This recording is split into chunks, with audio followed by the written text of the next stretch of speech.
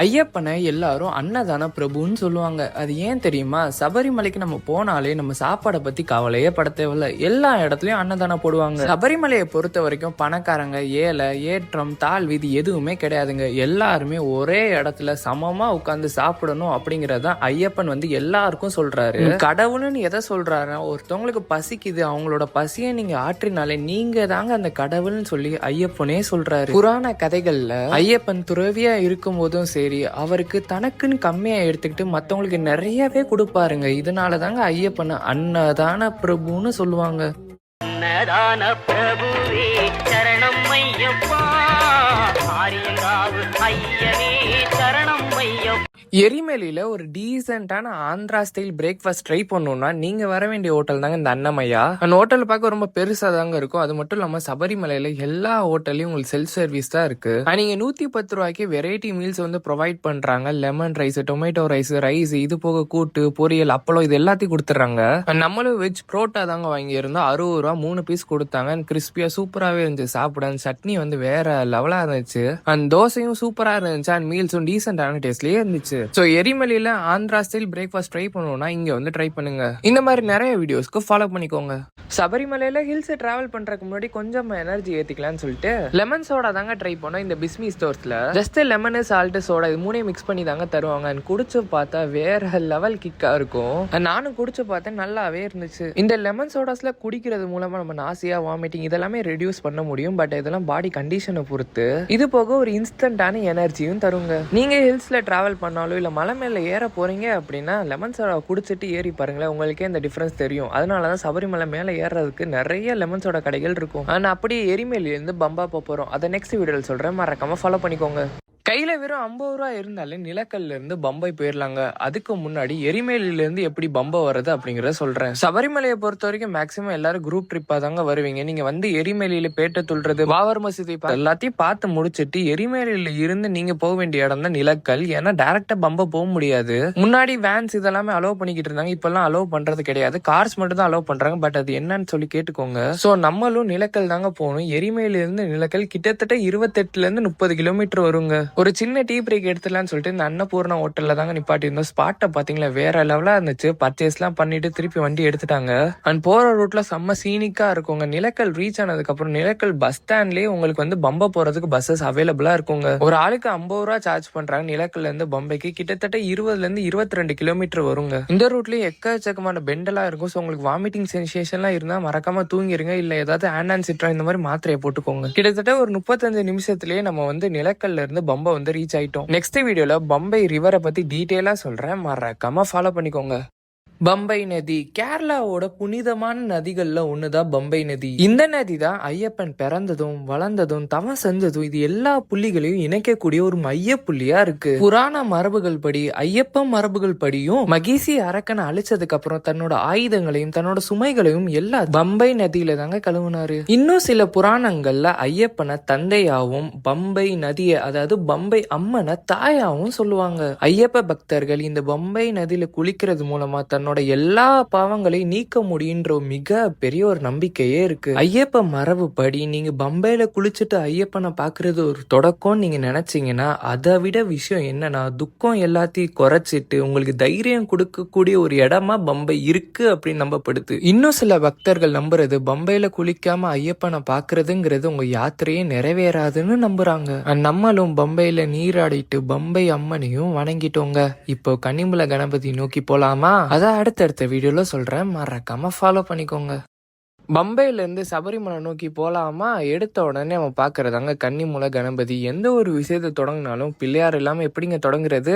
அவரை கும்பிட்டுட்டு virtual கியூலையும் sign up பண்ணிட்டு அப்படியே போக ஆரம்பிச்சோம். இந்த சிறுவழி யாத்திரையில நம்ம முதல் பார்க்கக்கூடிய மலை தாங்க நீலிமலை. இப்ப நம்ம நீலிமலையோட பாட்டம்ல இருக்கோம். இங்க இருந்து நீலிமலை டாப்புக்கு போகணும். அந்த காலகட்டத்தில எல்லாம் இந்த நீலிமலை அடர்ந்த காட்டு பகுதியா இருந்திருக்குங்க. நீலம் பச்சை சார்ந்த மரங்கள் அதிகமா இருந்திருக்கு.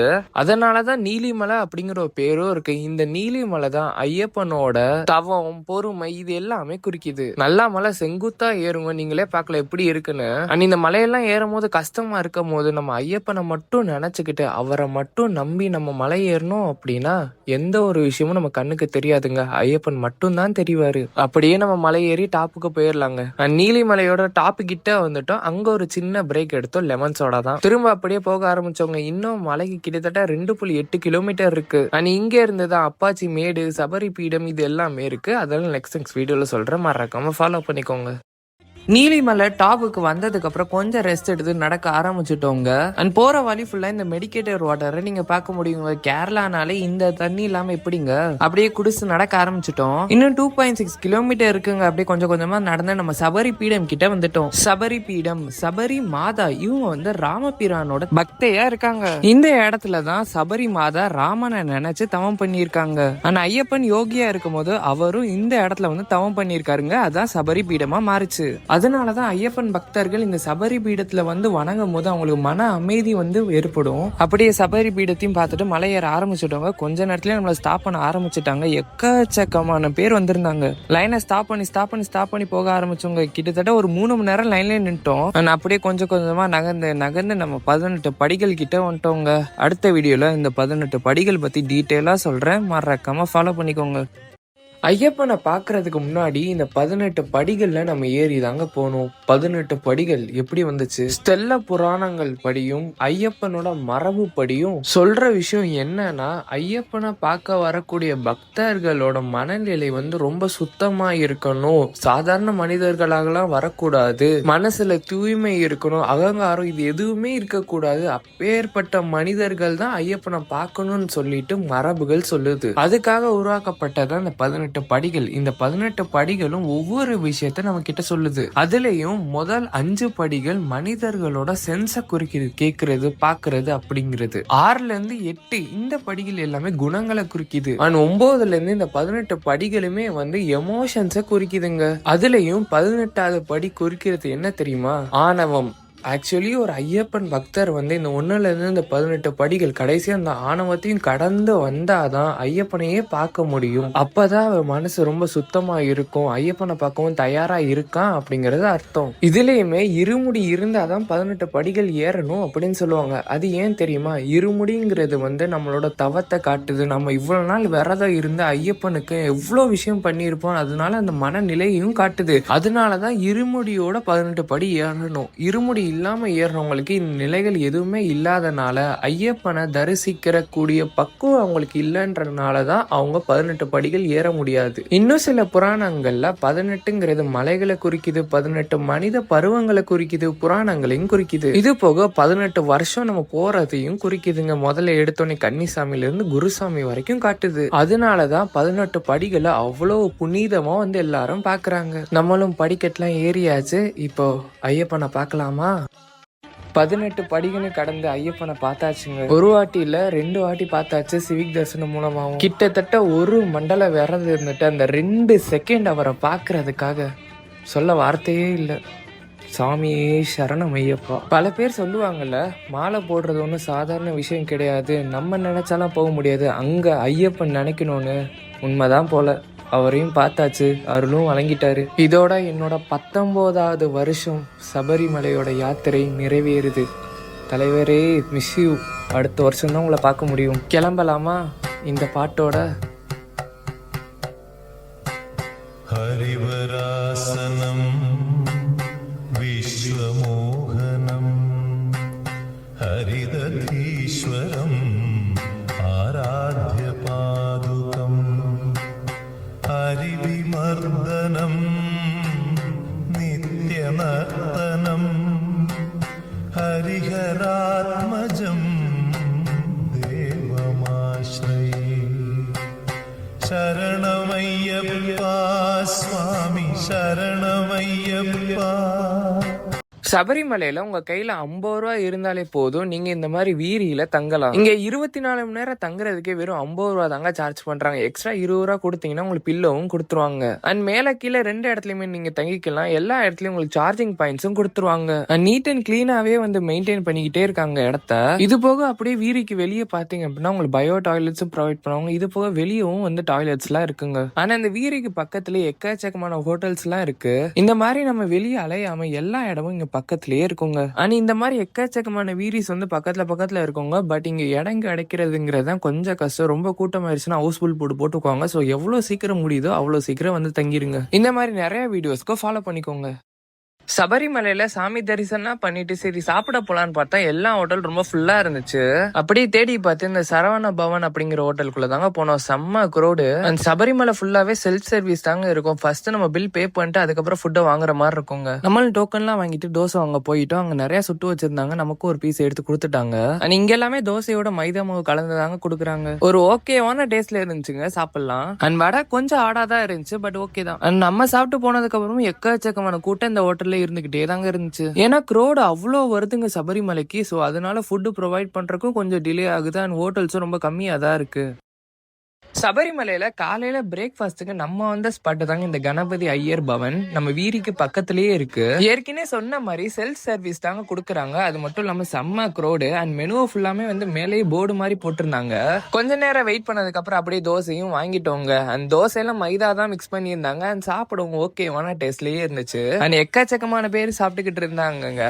பட் இந்த ஹோட்டல்ல தோசையை காட்டிலும் இவங்களோட காஃபி வேற லெவலா இருக்குங்க. சபரிமலையில நீங்க ஒரு பெஸ்டான காஃபி ட்ரை பண்ணணும்னா இந்த ஐயர் பவன்ல வந்து ட்ரை பண்ணி பாருங்க. வேற லெவலா இருக்கும். இந்த மாதிரி நிறைய வீடியோஸ்க்கு ஃபாலோ பண்ணிக்கோங்க.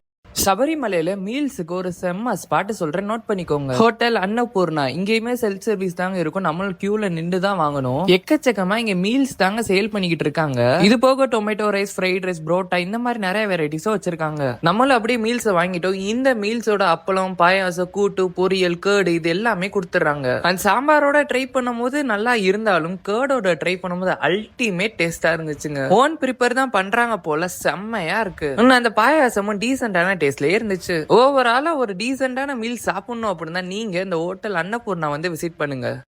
சரி சபரிமலை விட்டு போலாமா? அதுக்கு முன்னாடி ஒரு தேங்காய் உடைச்சிட்டு போயிருவோம். Way to Pamba. இந்த ரூட்ல நீங்க போனீங்க அப்படின்னா நீங்க பம்பைக்கு போய் ரீச் ஆயிடலாங்க. அண்ட் போறப்ப பார்த்தோன்னா எக்கச்சக்க பேர் வந்து சாமி தரிசனத்துக்காக வெயிட் பண்ணிக்கிட்டு இருந்தாங்க. நம்மள அப்படி நடந்து போய் கழுதப்பாதை ரூட்டுக்குள்ள போயிட்டோங்க. இந்த ரூட்ல உங்களுக்கு உயரமான மரங்கள் நீங்க நிறையவே பார்க்கலாம். அது மட்டும் இல்லாம காட்டு விலங்குலாம் பார்க்கலாம். முக்கியமா கருங்குரங்கெல்லாம் பார்க்கலாம். இது போக லக்கு இருந்த காட்டு அணில பார்க்கலாம், ஸ்னேக்ஸையும் பார்க்கலாம். அப்படியே நடந்து போய்கிட்டே இருந்தோம். பக்கத்துல பாத்தீங்க அப்படின்னா கேரளாவோட அந்த மெடிக்கேட்டர் வாட்டர் எல்லா இடத்துலயும் கொடுத்துக்கிட்டு இருந்தாங்க. அப்படியே கொஞ்சம் தூரம் நடந்து போனோம் அப்படின்னா வேஸ்ட்டுக்குன்னு சொல்லி டஸ்ட்பின் தனித்தனியா வச்சிருப்பாங்க. அதுவும் பார்க்க சூப்பரா இருந்துச்சு. கொஞ்சம் தூரத்துல ரெஸ்ட் ரூம் ஃபெசிலிட்டிஸுமே வச்சிருந்தாங்க. நம்மளும் பீஸ்ஃபுல்லா அப்படியே நடக்க ஆரம்பிச்சோங்க. என்ன டோலி தான் உடால வந்துகிட்டு இருப்பாங்க. அப்படியே நடந்து கிட்டத்தட்ட 1.5 மணி நேரத்துல வந்து நம்ம சன்னிதானத்துல இருந்து பம்பை வந்துட்டோங்க. போறதுக்கு முன்னாடி ஒரு இளநீ குடிச்சிட்டு போயிடலாம். 50 ரூபா சார்ஜ் பண்றாங்க இளநீ. இங்க எல்லா இளநியுமே வந்து பொள்ளாச்சில இருந்து வருதாங்க. இளநியை குடிச்சிட்டு அப்படியே கொஞ்சம் தூரம் நடந்த உடனே பம்பை வந்துருச்சுங்க. இங்க இருந்தா நம்ம நிலக்கல் போகணும், நிலக்கல்ல இருந்து நம்ம வண்டிக்கு போகணும், வண்டியில இருந்து நம்ம ஊருக்கு போகணும். அதெல்லாம் நெக்ஸ்ட் வீடியோல சொல்றேன், மறக்காம ஃபாலோ பண்ணிக்கோங்க. இப்போ பம்பைல இருந்து நிலக்கல் தாங்க போறோம். ஏன்னா நம்ம பஸ் அங்கதான் இருக்கு. பம்பைல இருந்து நிலக்கலுக்கு எக்கச்சக்க பஸ் இருக்குங்க. அதுக்கு ஏத்தாப்புல கூட்டமும் இருக்கும். இந்த கூட்டத்துல அடிச்சு பிடிச்சு ஒரு பஸ்ல ஏறிட்டோங்க. சீட்லயே உட்காந்துட்டோம். அண்ட் பஸ் டிக்கெட்டும் 50 ரூபா தாங்க சார்ஜ் பண்றாங்க. நிலக்கலும் ரீச் ஆயிட்டோம். அங்க போய் நம்ம பஸ்ஸையும் கண்டுபிடிச்சிட்டோங்க. அண்ட் இனிமே தான் நம்ம பஸ்ல இருந்து டைரக்டா நம்ம ஊருக்கு போறோம். அதுக்கு முன்னாடி குமலியில மட்டும் ஒரு ஸ்டாப்பிங் இருக்கு பர்ச்சேசிங் பண்றதுக்காக. நிலக்கல்ல இருந்து குமலி போற ரூட் வந்து செம்மையா இருக்கும். சினிமேட்டிக்கா எக்கச்சக்கமான மலைகள், அதோட ஹேர்பின் பென்ஸ் செம்மையா இருக்கும். அப்படியே பார்த்தோம் அப்படின்னா மினி ஃபால்ஸ் கூட பார்க்கலாம். அண்ட் குமலி ரீச் ஆகுற ஒரு 20 கிலோமீட்டர்ல உங்களுக்கு காஃபி கல்டிவேஷன் எக்கச்சக்கமா பார்க்கலாம். அங்க இருக்கக்கூடிய கிளைமேட், இந்த டிராவல் எல்லாமே அமைச்சு விட்டுருங்க. அப்படியே கொஞ்சம் கொஞ்சமா டிராவல் பண்ணி நம்ம குமலி வந்து ரீச் ஆயிட்டோங்க. இங்க இருந்தா பர்ச்சேசிங் ஸ்டார்ட் பண்ண போறோம். அதை நெக்ஸ்ட் வீடியோல சொல்றேன்.